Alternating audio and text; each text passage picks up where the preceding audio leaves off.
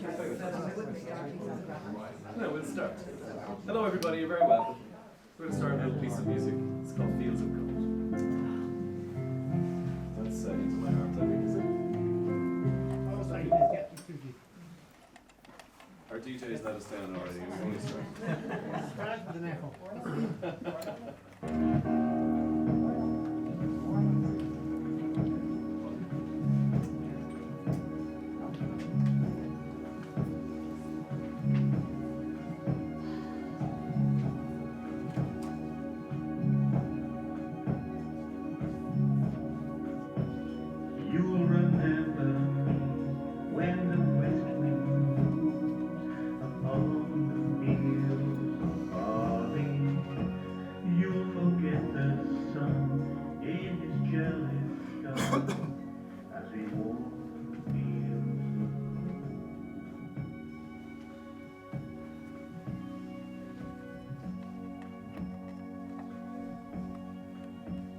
So she took her love for to gaze a while upon the fields of barley. In his arms she fell as her hair came down amongst the fields of gold. Will you stay with me? Will you be my love among the fields of barley? We'll forget the sun in his jealous sky as we lie in fields.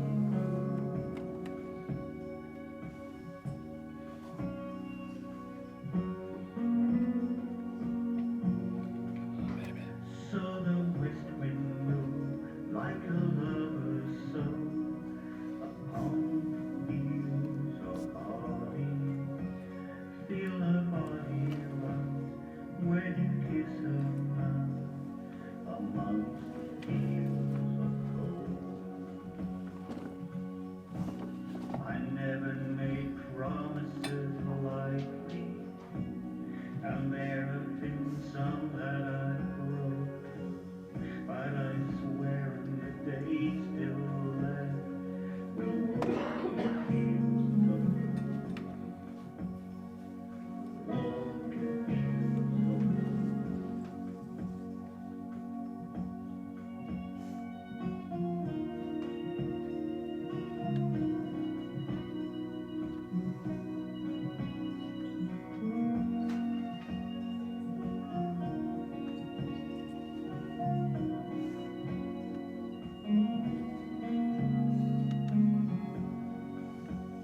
Many years have passed since those summer days amongst the fields of barley. See the children run as the sun goes down amongst the fields of gold. You'll remember me when the west wind moves upon the fields of barley. You can tell the sun in his jealous sky when he walked in fields of gold. When he walked in fields of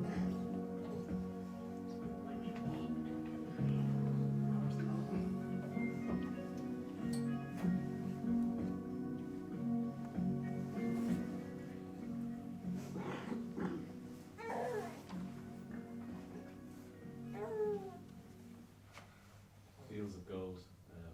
Hello everybody, Shay Byrne is my name and I'm the funeral celebrant today. I didn't know Muiris, but I heard a lot about him yesterday in his old house in Stillorgan. We sat down with Catherine and Marcus and Orla and we talked all about sense of humour, a glass in one hand and a book under the arm. I think he said a lot of people remember him too. Kind, intelligent, erudite, quirky. I think when I was making my notes last night, I thought quirky. Had his own particular way of looking at the world, but in a good way. Had a time for everybody and a word for everybody too. Very quiet until poked. Then he could answer back, isn't that right, Catherine? So you're not going to hear too much from me today.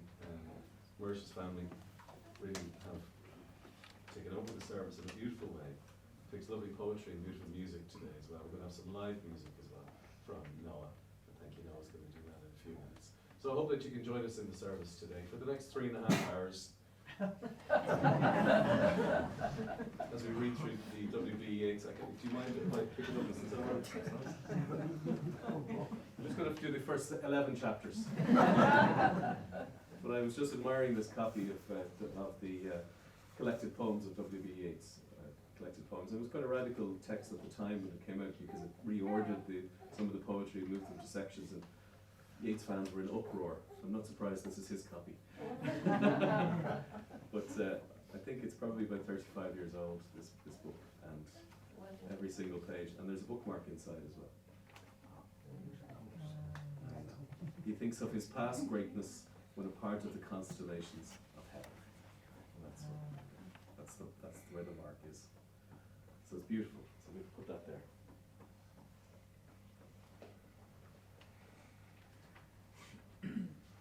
Obviously, I'd like to welcome everybody who's here today and who's taken the time to be here today. There are a few people who are not here, and I want to mention them as well. Muiris' brothers, Donard and his wife Anne, and their son Dominic, Dara, and his wife Jane, and their daughters Sophie and Bethany, and they're watching on, there's a webcam set up specially today, so we're broadcasting out to the internet today as well, so thank you for watching. Catherine's siblings, Pader. Oh, Pader's here. Oh, super. Where are you, Pader? How are you, Pader? Sorry. Fair play. That's from Carrow? From Carrow? Carrow. From Milmont. Lovely to see you. Thank you so much. Well, then we'll skip you. Corey, Bridie and children and family, and Bridie John and family as well. And many other people who would love to be here today, but just for whatever reason can't make it today and are watching online. We want to welcome them as well. And Christine Sheridan, who was Muiris' friend for almost 60 years. I think she'll be here tomorrow in Shanghai with us tomorrow. So Christine. Her sister will be. Her sister Dawn will be. Her sister will be. So we want to welcome the family. We're watching online as well. And I know Christine was an important part of his life. Was playing music with him up to the last few hours of his life. We remember your parents, Muiris' parents, Dim and Morris, and Catherine's parents, Colleen Gorham, Miss Myra. So we pause for a moment. Remember those people who've gone before us. Our loved ones, our parents, sometimes our children, brothers, sisters, cousins, the people who've made an impact in our lives, the people that we love. When we conduct this service today with love in our hearts. And love for Muiris, love for his family, for Catherine and Marcus. We will hold them in our hearts today and support them and hold them up.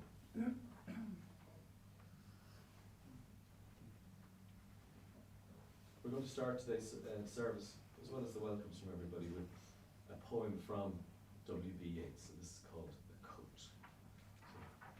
Do it from the front there. Yeah, a coat. I made my song a coat covered with embroideries and old mythologies from heel to throat, but the fools caught it. Wore it in the world's eyes as though they brought it. Song, let them take it. It is more enterprising walking naked.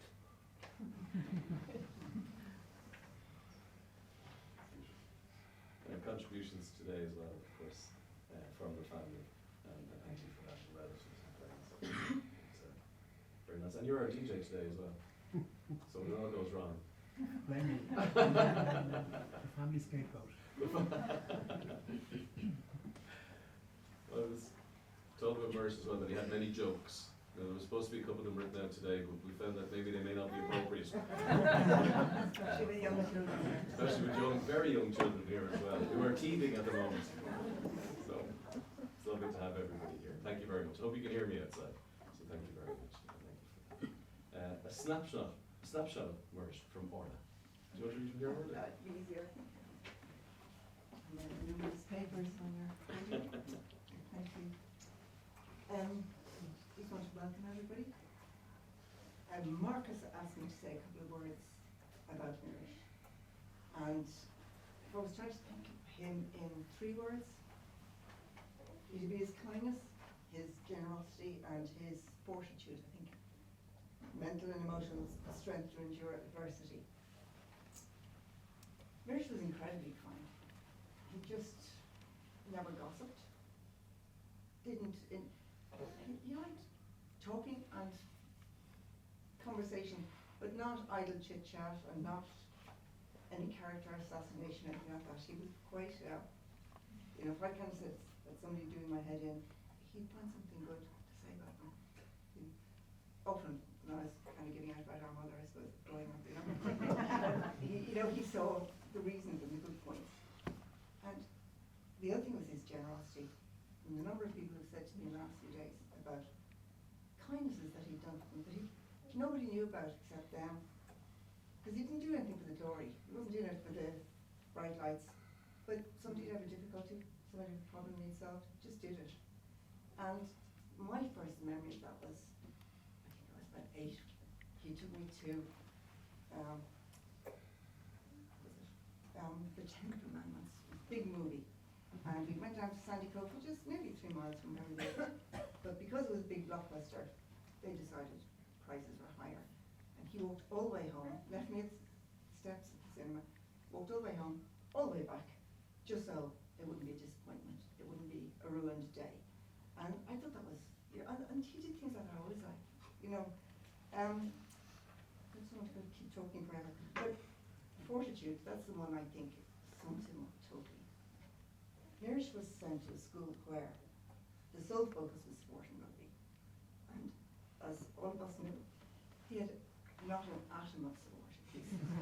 Not an atom. But it's probably an undiagnosed genetic fault that you haven't discovered yet, because all the siblings share it. We're all like that. But I do know one time he went to a match, and that was for you, Marcus. I think certainly on one occasion, and I'm sure all your teammates probably froze on the spot because it was an unusual sight. But yeah, he did make a supreme effort there, Growing up, Muiris should have gone to university. First of all, I was going to say about the sporting school. That didn't endear him to school authorities or teachers, because their whole focus was winning, and he wasn't one of those that was going to be out for the kill in that field. But he just put up with it. He's got on with life, and he should have gone to university. He was somebody with great mind, thirst for knowledge, and he would have thrived in that system. But his leaving school coincided with a kind of failed dream of our dad's. He bought a printing business, which, great idea, when that technology was going out of date. And it wasn't enough to feed a family, a growing family. And Muiris just thought, you'll do that. I'll get on with something else. And he did it. He stuck at that for 14 years, made a go of it, till he was headhunted to work for another printing company, which was much better life for him. But he didn't waste that time. He used it. He enjoyed theatre, music, guitar, piano. He had been the bane of his piano teacher's life because he would not play set pieces by Chopin. He would wanted to jam, wanted to do it in the style, the ragtime or whatever, but he, but as everything is like, he did it in his own style, And when he was interested in theatre and those kind of things, he met the Sheridan family, and different members of that family were a constant in his life. Not all the time, but years go between, then some of them would visit you down in the West. But he just enjoyed their company. Each of them had different things that were good for him, And he was completely happy and at ease in his own company. One of the few people, I would say, really fitted that. As long as he had a book, he could do anything. And yet the other side to him was that he was a perfect person at a party. He could talk to people, he could play any instrument, and, talk about any subject except sport.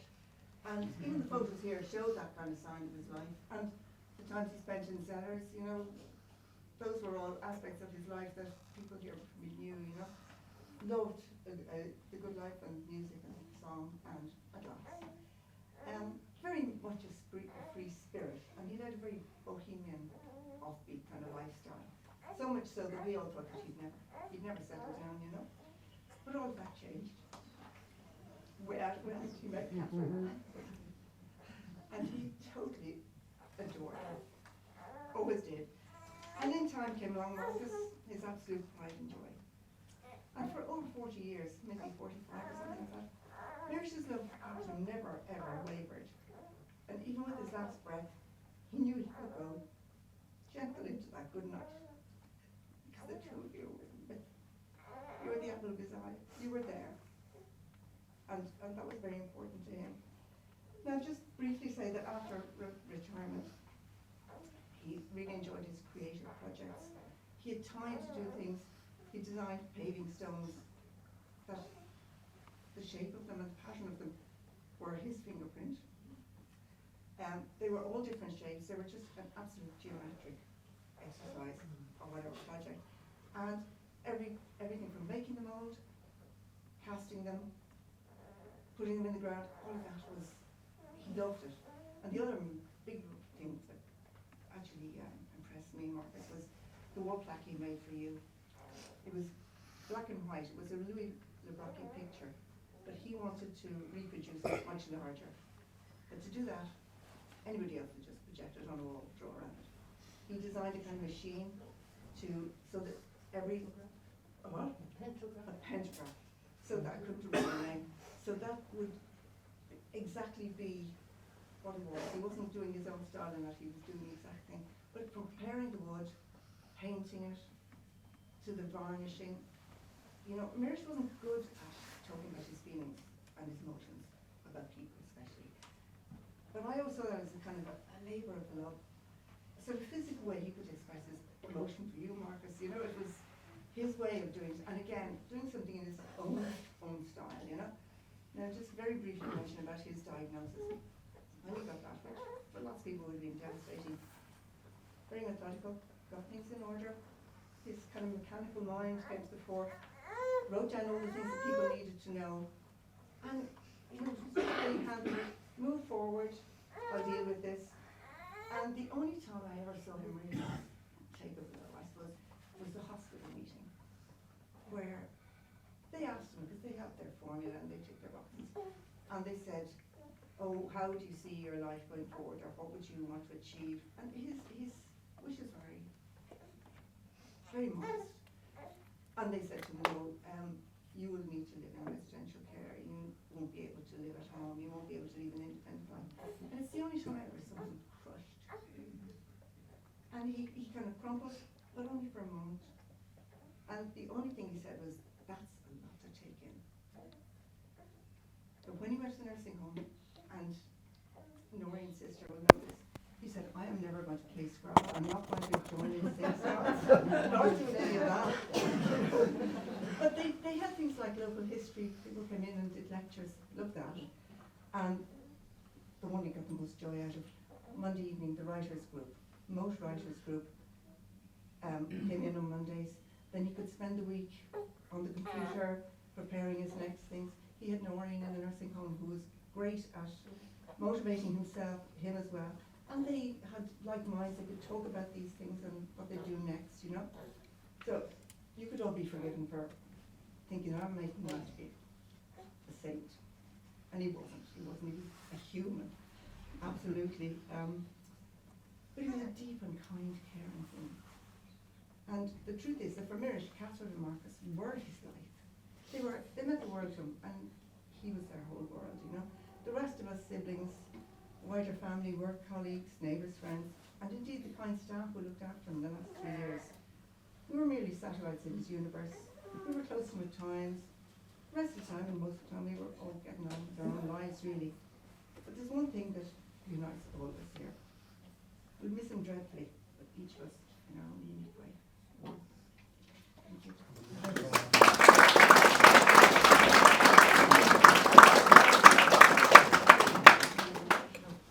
Oh, sorry, I need to segue. Yes. I beg your pardon, I'm missing my cues here.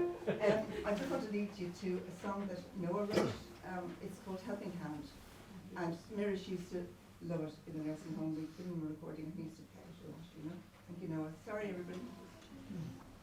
Over.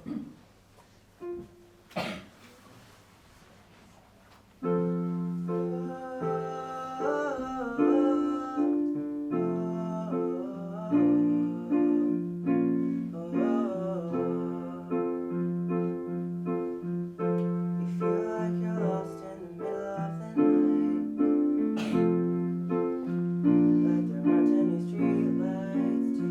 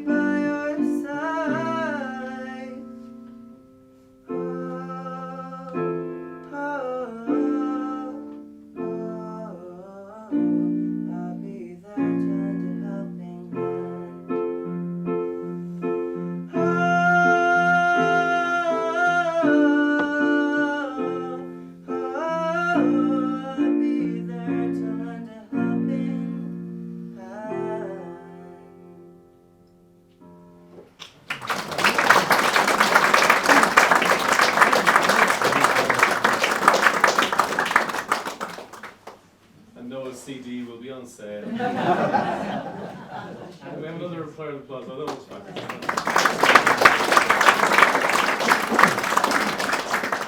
What a treat to have a piece of original music. Thank you. Did you steal my notes? Don't worry about it. I have them memorized, sort of. It's okay. Ages that I went up with. We're going to have Faye. Memories of your So I'll introduce myself. That's all right then. You don't need me at all. Thanks, Dave. I'm really grateful to have the opportunity to share a few memories about Muiris because I have been absolutely blessed in uncles, and Muiris was so good to me. He had a talent for making things kind of magical. He always brought a blast of the exotic. So he used to rock up to La Scala, the grandparents' house, late, generally 2 or 3 hours later than he was supposed to arrive.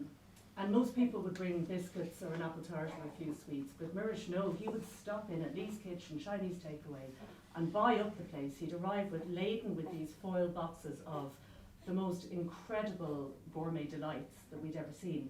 And you have to remember, La Scala was a house that was fueled on boiled potatoes, very well done meat and mushy vegetables. So, you know, to be woken up from your bed at 11 o'clock at night, brought back down to taste duck and prawns, like that was absolutely dazzling. Among my biggest childhood memories was going to stay with Muiris in Carrow, either with Orla or with Marcus and with Marcus's friend Pat. And then, the huge adventure, when I was 10 or 11, I was off in the high ace van with Muiris, and I went down on my own for a week. I think Muiris felt that living with the grandparents, I probably had quite a constrained life, led by rules and not much freedom. So he was determined to give me a big old dose of freedom, and Jesus, did he. It was amazing. Marcus was living there at the time, and the two of them, it was that no kid ever had such a golden summer. I had utter freedom to roam the most beautiful place in Ireland, explore the Coral Strand, even eat meals backwards, because Muiris would do a thing sometimes where you could start your meal with dessert, the most important part, then move on to main course, and if you were still hungry, go back to a starter. The highlight of that trip was the water fight. I don't know if you remember this, Marcus, but 2 grown-ass men running around, spraying the place with water, not just outside, but also inside the house. The water fight ended when one or other of them climbed up on the outside, got a hose and fired it in through the window into the house, and tried to drag all the furniture out to dry it, but it was a heat wave and it was absolutely fine. But it wasn't all wildness. As Orla and everyone has mentioned, and you see by the books there, Muiris was so well read. Every house he lived in was full of books, and he loved particularly history and poetry. So every night, instead of a bedtime story, he brought in this big anthology of poetry, the rattle bag, and I'd have to open it at random, and whatever you got, whether it was a 1-page poem or a 40-page poem, that was the bedtime story. And you know, Muiris was very soft-spoken and quiet, but he did all the expressions, all the voices. He made it all meaningful, and he really just made it sing. He made poetry very, very real, and I've loved it ever since. So that was just a remarkable gift to give any child. He also had a gift for making educational things exciting. So he'd set challenges. So in that week, I think there's a G.K. Chesterton poem, Lepanto, and it's really long. And he said, if you learn half of this before you go home, I'll give you £5. They took out the fiver. Now, I earned the fiver, but he paid up straight away, so he made it. I'll never forget the first 4 lines. I went back again to stay in my teens, and by then Catherine was the big feature in his life, and thank God there was a responsible adult in the house. But I had such a great time that I remember phoning home at the end of every week to just say, I think I'll stay another week, you know, extend it. But just that kind of freedom to sit on your backside all day, read books, no judgment, and just generally enjoy Muiris and Catherine's company and just be, which is an awful gift to give a teenager. Also, there was the highlight of going out for a spin in the sidecar of his old BMW army motorbike, which, geez, people would stare at it on the street. That was pretty cool. Muiris was never conventional or boring, and he always gave the most thoughtful and amazing gifts. There was a satin black jacket one year with an embroidered eagle on it. So you remember that, Catherine? Another year was a barrel run, which I'm ashamed to say I never got the hang of, but if we'd had YouTube then I probably might have. But the best was when I was 13, he came with this giant battered old box, and it was an electric typewriter. And he gave it to me on the condition that I went and did a course and learned how to use it. So for many years I actually thought I loved that typewriter. I thought I was going to write the novel of the century on that thing. But it was just really typical of Muiris. His gifts were never just presents. They were always opportunities and new avenues. Patrick Kavanagh has a poem called Advent, which is very suitable for this time of year. And he spoke of the child's soul and finding the newness that was in every stale thing when we looked at it as children. And that was Muiris's gift. He had this sense of wonder, and he always found a way to stretch the mind or find fun in really mundane and boring things. And the silliest example I could think of that was an afternoon spent, it was shortly after the National Lottery started in Ireland in the late 80s. And we spent a whole afternoon in Callum's Cafe in Dalkey, Muiris, Catherine and myself, with a deck of cards and loads of pots of tea. And we just played card games all day. And the aim of the game, every single game, was to come up with one number between 1 and 36, because the lotto only went up to 36. So through the course of an afternoon, we worked very hard at this, playing games. And we got enough numbers to fill a lottery ticket. So we didn't actually win the lottery that time. But we had this most incredible memory and more fun out of filling in a few, like a quick pick than anyone else ever had. To my mind, like, his joy and delight in all sort of knowledge made Muiris, for me, the ultimate kind of Renaissance man, just like his dad Morris. He was never limited in his thinking, he was never limited by any discipline. He just saw links between things. He loved big machinery, he loved seeing how things worked. Dim called him a philosopher, and when she was cross with him, she thought, Muiris doing his feckin' philosophising again. He could pick up any instrument and play it really, really well. But his guitar was his main instrument, and that's how I remember him. He could command any audience with that, and I just remember being so proud, sitting beside him in countless pubs, and he held people spellbound with his version of the Ballad of Lucy Jordan, and my favourite of his repertoire, Desperados, Waiting for a Train. And to be honest, I think he did that better than Freddie White or Guy Clark. So Muiris had such a profound but very quiet impact on everyone in his orbit. And it was really only in trying to think of memories to jot them down to share today that I realised what a massive, massive influence he had on me growing up. The books I read, music I listened to, and just the way I kind of think about the world. So thank you very much, Muiris, and rest in peace.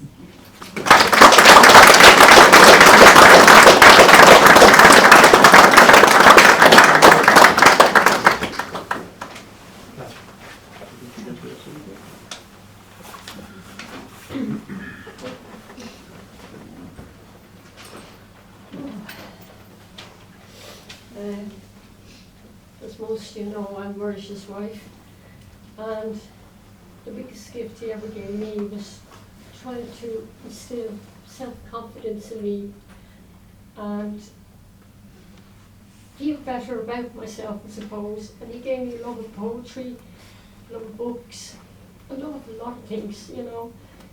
But this is the first poem he ever read. He used to recite poetry out loud to me in the early days, and right up to the end, I suppose. But this is the very first poem, and I just always loved it. And he's given me a love for Yeats, and this one is The Heavens Embroider Your Cloths. Bear with me if I stumble. And I, the heavens, embroider your cloths in wrought with golden and silver light, the blue and the dim and the dark cloths of night and light and half-light. I would spread the cloths under your feet. But I, being poor, have only my dreams. I have spread my dreams under your feet. Tread softly, because you tread on my dreams.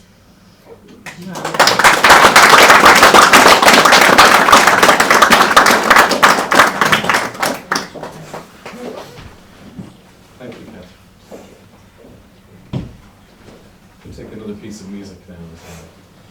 chance to gather ourselves. And this is a wonderful song, quite a sad song, but wonderful poetic lyrics, which is perfect for today. And it's a Nick Cave song, and it's called Into My Arms.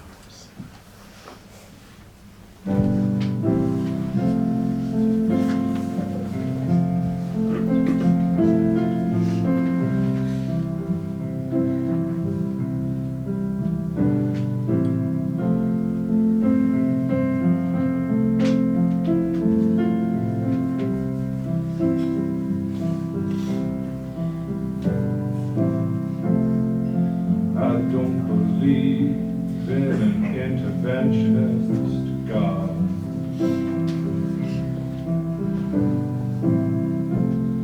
But I know, darling, that you do.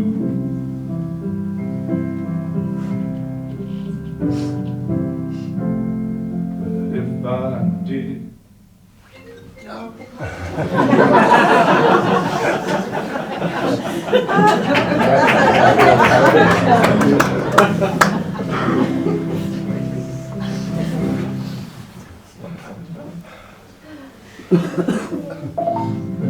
not to intervene when it came to you. One not to touch a hair in your head, leave you as you are. He felt he had to direct you and direct you into my arms. Into my arms, oh Lord. Into my arms, oh Lord. Into my arms, oh Lord.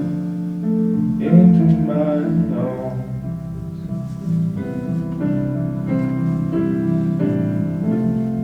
And I don't believe in the existence of angels.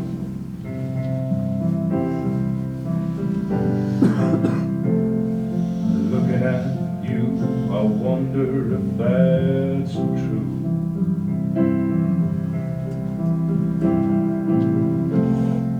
If I did, I would summon them together.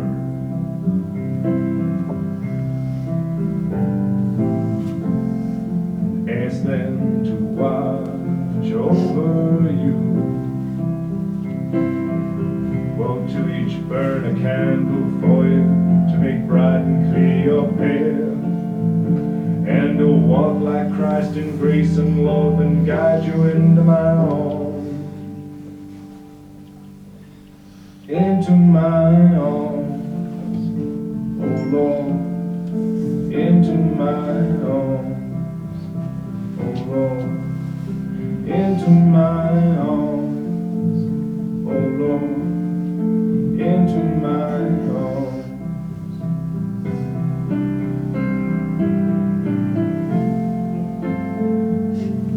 But I believe in love.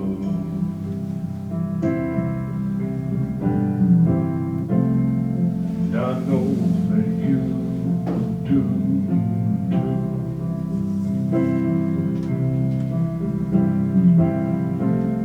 And I believe in some kind of faith.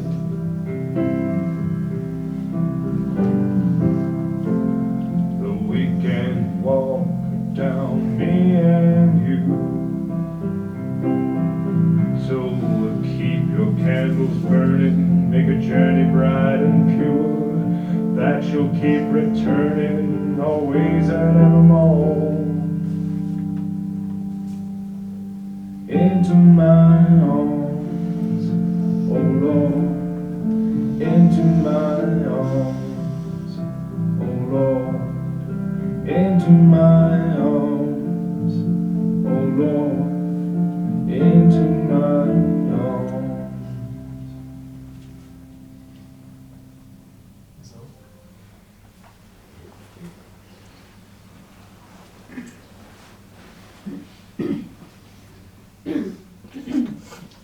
I'm Saul. I'm another one of Dermish's sisters. Well, there's only two of us, but I'm the second sister.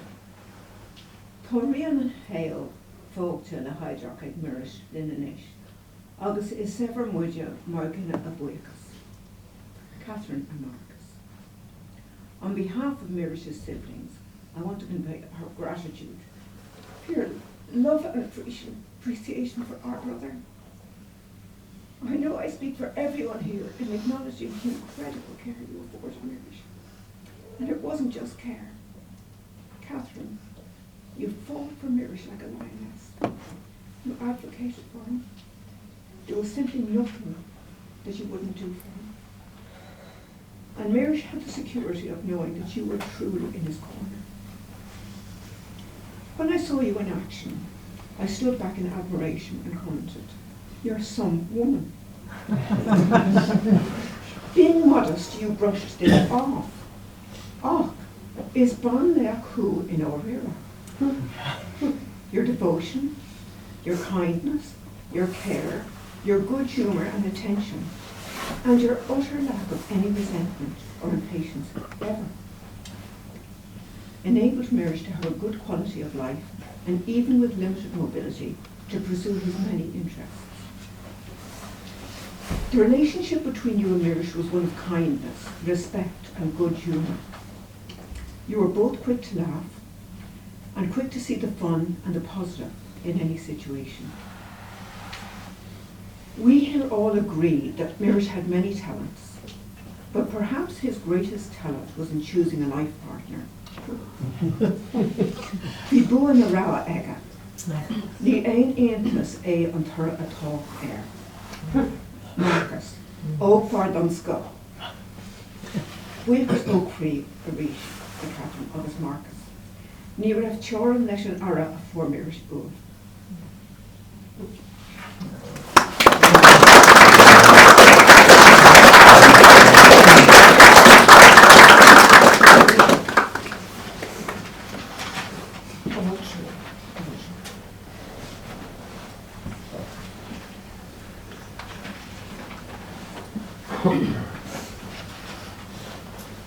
Diana, blessing.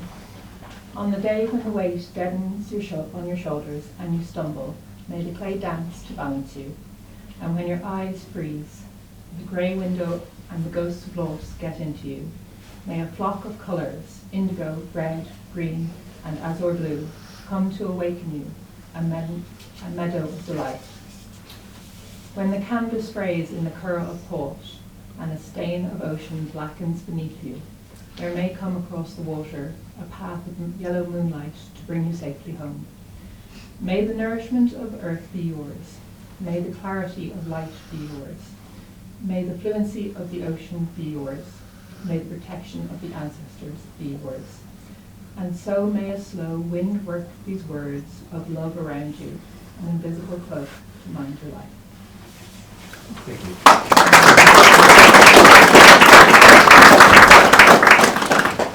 It's a poem called Banach or Banach by John O'Donoghue. And we thought it was appropriate today as well. It's a blessing, and many of you will have read Alan Carr, dipped in and out of John O'Donoghue's poetry in times of need. There are times of happiness as well. And when I left you yesterday, Catherine and Marcus and Orla and Isolde, I said to Marcus today, I didn't feel sad. I felt kind of uplifted because there were smiles and laughter and stories and jokes. And I felt we were kind of being led by Muiris as well. That he had left this indelible mark on you, and that he left it on me. And I was talking, my 16-year-old is great for asking me, "What are you doing tomorrow, Dad?" I said, "Well, I'm going to Clark's," which is like coming back to a family. And Blessington is like a family. Everybody knows everybody. When Catherine came to make the arrangements for Muiris, Tony said, "The man with the book under his arm." Everybody knows everybody in the good way. But she's asked me what I was doing today, and I said, "I'm doing a service for a man, and he poetry, and his wife Catherine, he met in Carrow, and she was in the Gaeltacht in Carrow, and we have neighbours who are from Carrow as well, the Costellos." And just this conversation started. I said, "Oh, jeez, that's not the usual conversation we have." And I think it's led by Muiris. There is we talked a lot about poetry today, but it does speak to our souls. And there is a poem, it talks about success. And what is success? Were you loved? Did you love? And do you leave the world a little bit better than you found it? Absolutely. 100%. And maybe some of you today will go away and maybe there might be a little poetry book at home. You might open it and find a poem. Be from Muiris today. So thank you for being here. It's a time of year when people are busy and they have a lot going on. I know Catherine Mark said thank you individually and his family as well, and Orla and Marcus Moore, although he's not Moore, but that's a family. That's become a family joke. He was at one time. But thank you individually. But I leave today with a positive and warm glow in my heart today and listen to the appreciation of Muiris as well. And if any of you were talking about La Scala, Leila, how many steps is it to go up to the house? 68. The house, this is the best fact, the house where Muiris grew up was 68 steps to get to it with no vehicular access. So you really had to want to live there. And if you wanted to go out, you really had to want to go out. Or be able to walk. Or be able to walk. And another 30 stairs to the bedrooms. Really? Yeah. 30 stairs to the bedrooms. Yeah. We were like mountain goats. So Orla just said they were like mountain goats.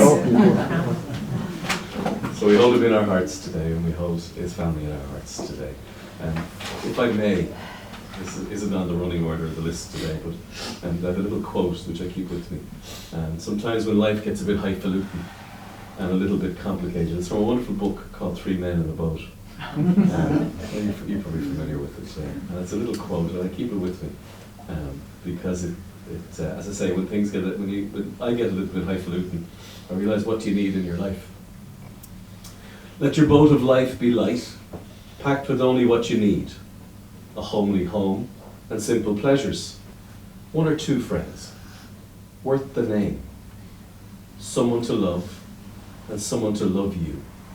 A cat, a dog, a pipe or 2, enough to eat and enough to wear, and a little more than enough to drink. For thirst is a dangerous thing. And I think Muiris understood that. So we end our service today of gratitude, of celebration, of sadness as well, for Muiris. We're going to play the last piece of music in a moment. I just want to tell you what's going to happen here now. Is when that piece of music ends, what, if possible, what we need your help is we're going to reset the room, we're going to open, I believe, and Muiris is going to repose here for a little while, and then he's going home. We're taking him home. And tomorrow then, he'll be interred in Shangan, back with family. So what will happen when the piece of music is finished, and we have a little few moments to say hello to each other, we might distribute out to the lobby, and there's a room in here as well, so both rooms, and just give Regina and Tony and Gordon a chance just to reset the chairs, turn the coffin around, and give everybody a chance to have a chat with Marcus, because not everybody will make it to the house, and certain privacy needed as well in the house as well. So thank you for being here. It really means an awful lot.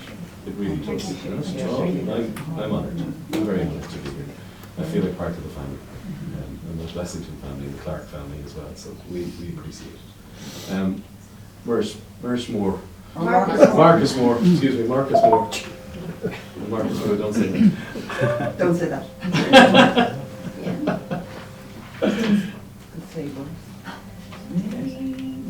This is Annie Lennox, Into the West. This is lovely.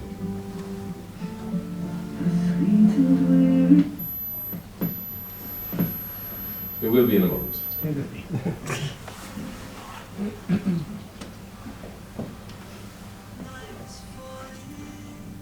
We're having technical problems here. We need a new DJ.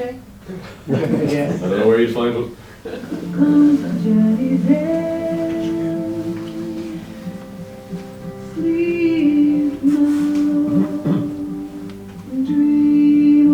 Just as a mark of respect, we might stand.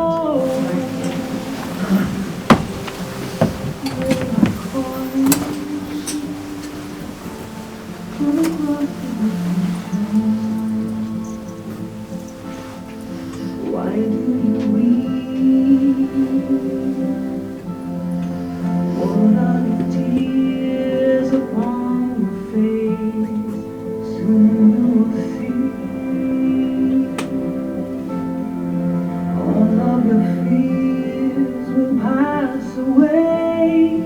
safe in my arms. You're only sleeping. What can you see? On the horizon. Why do the white gulls coast across the sea? A pale moon rises. The ships have come to carry you home.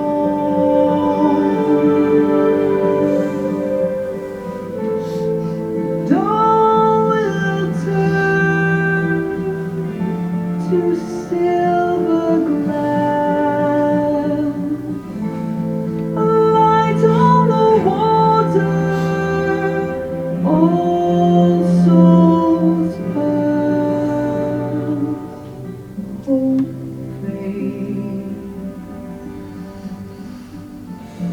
into the world of night,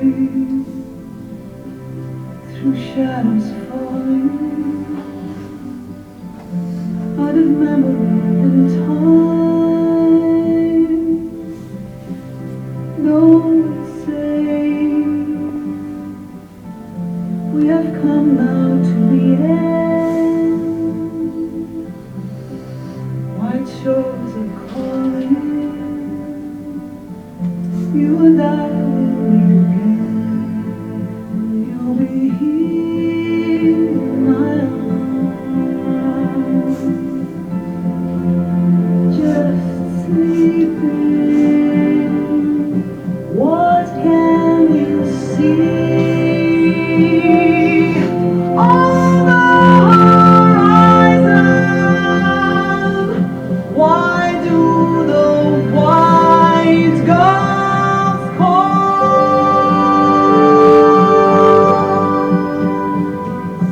across the sea?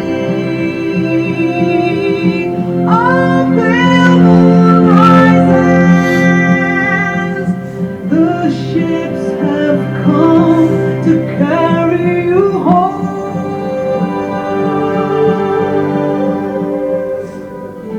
And all will turn to silver glass. A light on the water, gray ships pass into the west.